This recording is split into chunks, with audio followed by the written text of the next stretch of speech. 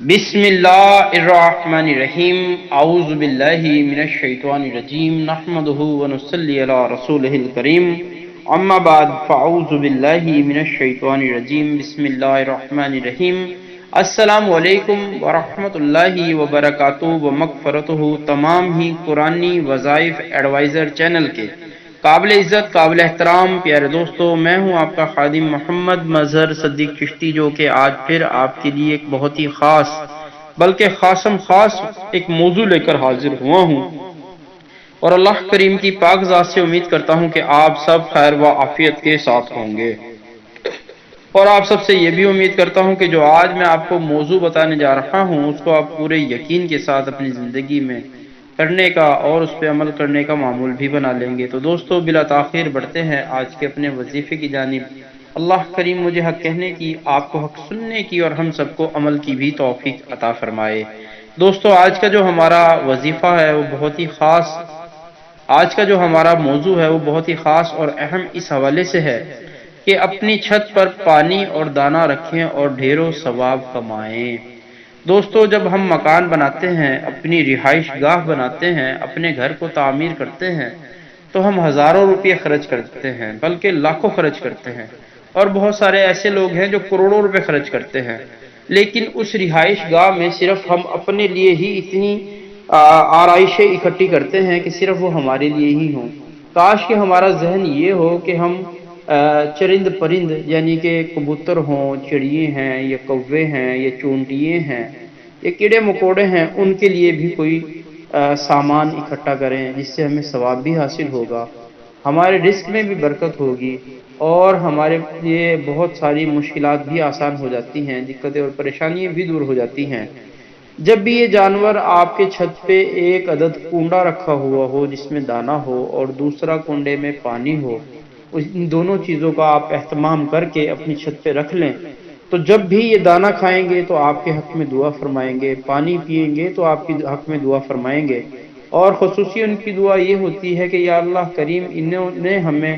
رزق عطا کیا، تو بھی ان کو رزق عطا فرما، یعنی کہ آپ کے رزق کی پریشانی جو ہے وہ دور ہو جاتی ہے، آپ کا رزق وسیع ہو جاتا ہے۔ میرا خود کا یہ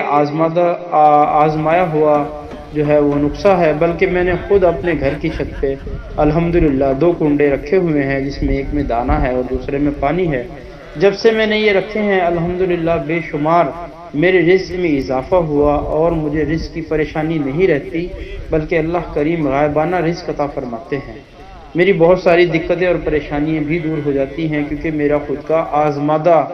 آزمایا ہوا یہ طریقہ کار ہے۔ ایک عرصے سے میں نے یہ کام کر رہا ہوں۔ آئیے دوستو، اسی کے حوالے سے آپ کو ایک حدیث شریف سناتا ہوں کہ ایک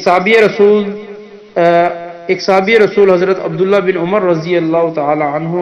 روایت کرتے ہیں کہ ایک شخص نے رسول کریم رؤوف الرحیم، مدینے کے تاجور، تمام انبیاء کے سردار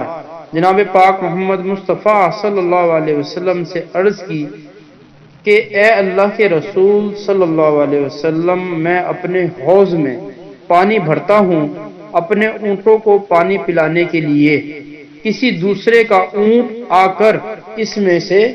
پانی پی لیتا ہے تو کیا مجھے اس کا اجر ملے گا؟ تو رسول کریم رؤوف الرحیم جناب پاک محمد مصطفیٰ صلی اللہ علیہ وسلم نے ارشاد فرمایا، ہر تر جگر رکھنے والوں میں اجر و ثواب ہوتا ہے۔ یعنی کہ ان صحابی رسول صلی اللہ علیہ وسلم نے جو عرض کی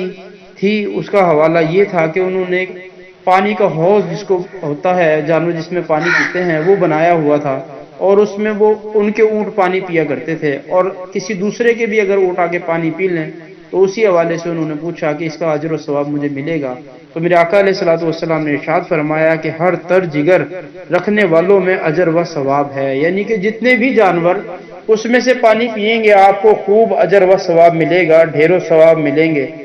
آپ ڈھیروں ثواب کے حقدار بن جائیں گے۔